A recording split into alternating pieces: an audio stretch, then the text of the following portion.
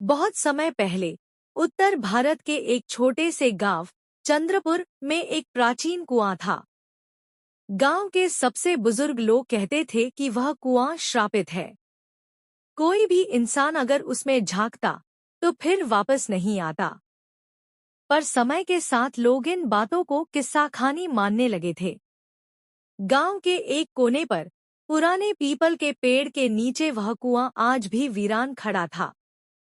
चारों तरफ काई जमी थी और अक्सर रात को वहां से अजीब सी फुसफुसाहटें सुनाई देती थी। लेकिन कोई भी हिम्मत नहीं करता था वहां जाने की, खासकर अमावस्या की रात। आरव एक निडर युवक जो हाल ही में शहर से गांव लौटा था। दादी आरव की बुजुर्ग दादी, जो गांव की सारी पुरानी कहानियों की गवाह थी। नीलम आरव की बचपन की दोस्त, जिसे रहस्यों में गहरी दिलचस्पी थी। गांव के लोग जो कुएं के बारे में अंधविश्वास से भरे थे। आरव छुट्टियों में गांव आया था। दादी से बातें करते करते उसने उस पुराने कुएं का जिक्र सुना। दादी ने चेतावनी दी, बेटा, उस कुएं के पास मत जाना। वहां कुछ बुरा बसता है। कई लोग खो चुके हैं वहां। आरव, जो विज्ञान में विश्वास करता था, इन बातों पर हंसा। दादी, भूत वूत कुछ नहीं होता।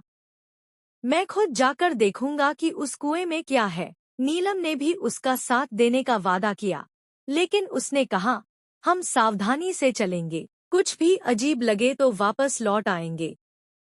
अगली रात दोनों ने तय किया कि चुपके से कुएं के पास जाएंगे।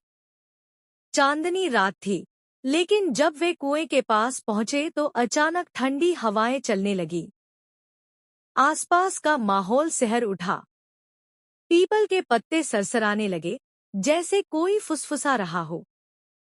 कुएं के पास पहुंचकर आरव ने टॉर्च जलाई। टॉर्च की रोशनी में कुएं के अंदर झांकते हुए उन्हें गहरी काली परछाइयां दिखाई दी। अचानक टॉर्च बंद हो गई। ये क्या हुआ? नीलम डरते हुए बोली, बैटरी खत्म हो गई होगी। आरव ने कहा, मगर उसकी आवाज भी थोड़ी कांप रही थी। वे लौटने लगे, तभी किसी ने उनके पीछे से उनका नाम पुकारा, बहुत धीमी और कराहती आवाज में, आरव। नीलम, दोनों पलटे, लेकिन वहां कोई नहीं था। घर लौटने के बाद भी अजीब घटनाएं शुरू हो गईं। आरव के कमरे का दरवाजा खुद ब खुद रात को खुल जाता। खिड़कियों से कोई झांकता नजर आता, मगर जब वह दौड़कर देखता तो कोई नहीं होता। एक रात आरव ने सपने में देखा कि वह कुएं में गिर रहा है। कुएं की दीवारें खून से सनी थी और नीचे कोई सफेद कपड़ों में लिपटा आकृति उसका इंतजार कर रही थी। सुबह दादी ने देखा कि आरव के हाथ में मिट्टी लगी थी, जैसे वह रात में कुएं के पास गया हो। लेकिन आरव को कुछ याद नहीं था। नीलम ने गांव के पुराने दस्तावेज खंगाले। उसमें लिखा था कि 100 साल पहले उस कुएं में एक भयानक हादसा हुआ था। गांव की एक लड़की, चंपा, को जिंदा कुएं में धकेल दिया गया था, क्योंकि गांव वालों को लगा था कि वह बुरी आत्माओं से जुड़ी है। मरते समय चंपा ने श्राप दिया था, जिसने भी मेरी कहानी भूलने की कोशिश की, मैं उसे अपने साथ ले जाऊंगी। नीलम और आरव ने तय किया कि वे चंपा की आत्मा की शांति के लिए कुछ करना होगा। उन्होंने गांव के पुजारी से सलाह ली। पुजारी ने कहा, कुएं के पास जाकर चंपा से क्षमा मांगो और वहां दीप जलाकर उसकी आत्मा की मुक्ति के लिए प्रार्थना करो। पर सावधान रहना, अगर वह गुस्से में है तो वह तुम्हें भी खींच सकती है। अगली अमावस्या की रात वे दीपक लेकर कुएं के पास पहुंचे। चारों तरफ सन्नाटा था। हवा भी थम गई थी। आरव ने कांपते हुए कहा, चंपा बहन, हम तुम्हारे लिए प्रार्थना करने आए हैं। कृपया हमें क्षमा करो।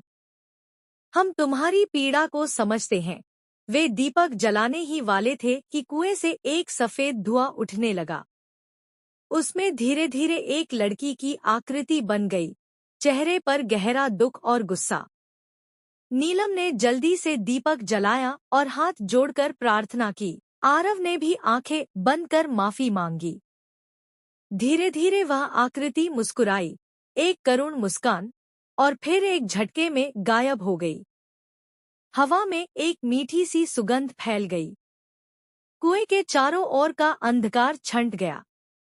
उस रात के बाद से कुएं के पास कभी कोई अजीब घटना नहीं हुई। गांव वालों ने वहां एक छोटा मंदिर बना दिया ताकि चंपा की आत्मा को सदा सम्मान मिल सके।